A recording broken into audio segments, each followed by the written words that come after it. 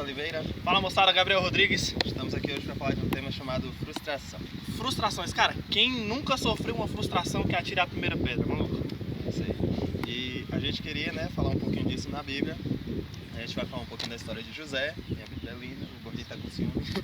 A gente vai falar um pouquinho de José e como que foram essas frustrações na vida dele. Mas o mais importante que isso, como ele conseguiu lidar e sair dessas frustrações. Primeiramente, o que é frustração? Significado. Frustração é decepção, desânimo, uma sensação de insucesso, desapontamento. Enquanto um antônimo disso é contentamento, satisfação, prazer e gozo. Na vida de José, lá em Gênesis 40:14, relata o momento em que ele está na prisão e acabou de ajudar os dois prisioneiros, prisioneiro, a saírem de lá interpretando seus sonhos. E ali a gente percebe que ele está um pouco frustrado. Ele pede para um deles: olha, quando você chegar lá, fala pro rei do Egito e tal, que para ele lembrar de mim e tal, que eu ajudei vocês aqui, não sei o que, porque eu tô nessa situação aqui, fui vendido, nem era para eu estar aqui, e eu também tô aqui injustamente. Então ele estava claramente frustrado. E a gente queria abordar alguns pontos da frustração que atrapalham a nossa vida. Primeiramente a frustração financeira, frustração sentimental e frustração espiritual.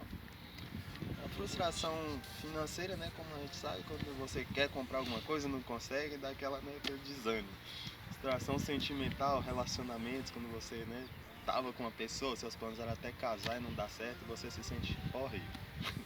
Frustração espiritual, quando você tenta alcançar aquele nível com Deus, você tenta, viver o sobrenatural que você ouve falar dos pregadores e tal, cantar, e você não consegue. Então tudo isso acaba te frustrando.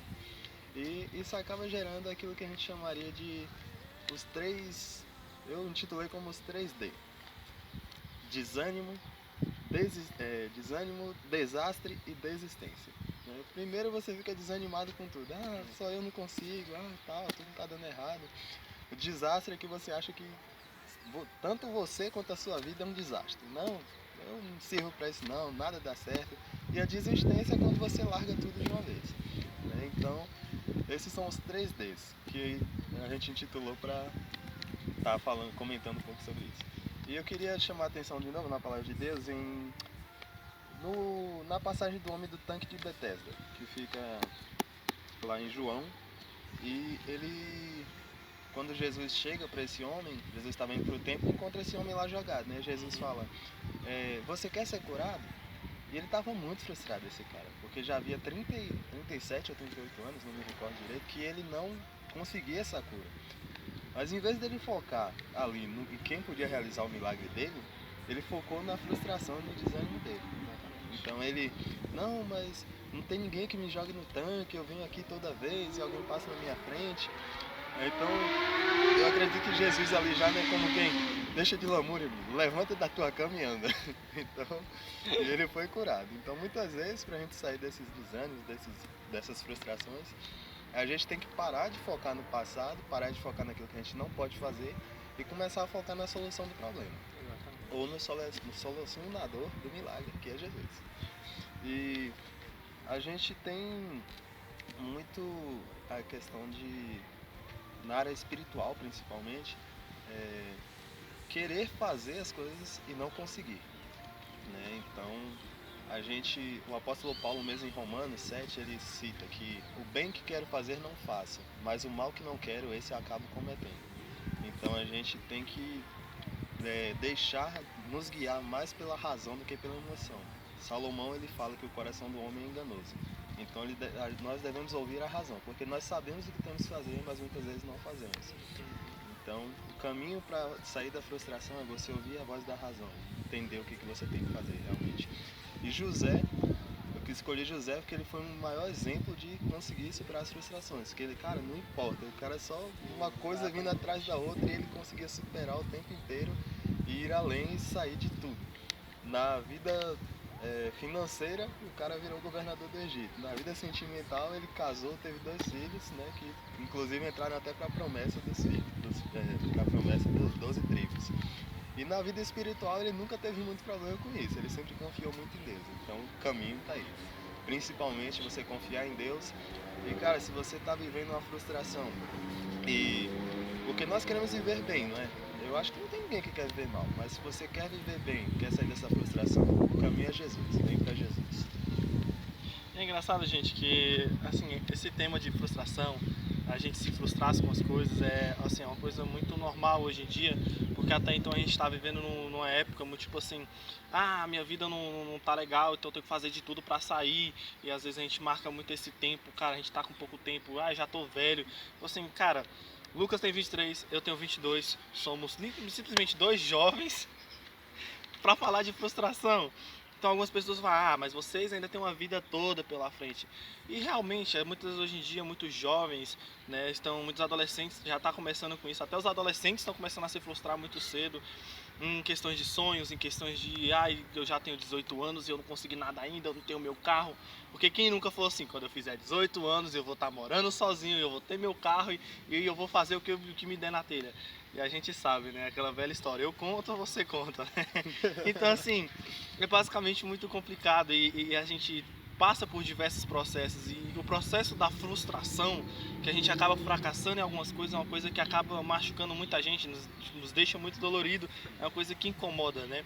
Então, assim, quando a gente começou a falar, vamos falar do tema frustração, eu fui parar, pensar um pouco na minha vida, porque o Lucas até falou, Gabriel, esse tema é a tua vida, tu é frustrado em muitas coisas.